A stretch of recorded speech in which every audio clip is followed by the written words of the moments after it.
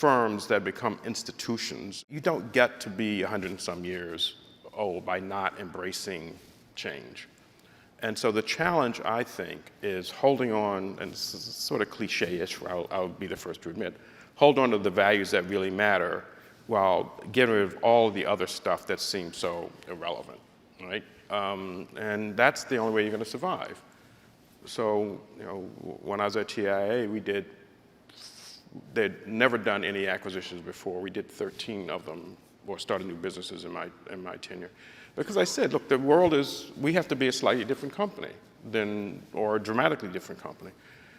The other thing to recognize is change is actually very exciting for people. It's terrifying, but the notion that you're going to be different, dramatic, exciting, people like that as well. So I would also hit the positive, exciting, energizing part of change as well as the terrifying part of change.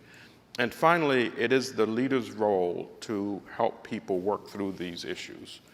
And so because the world is not going to stop, you need a leader who is confidently thinking through, how do I communicate where we're going, why it's going to be better than where we are, and most importantly, how the path is going to be one that we can manage through.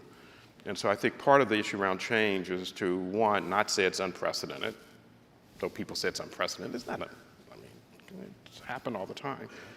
Two, be clear about what's not going to change versus what is going to change. And three, give a great sense of hope that the skills exist to navigate the change successfully. And that's sort of the way I think about change, and I do honestly believe that great institutions do not survive if they don't change.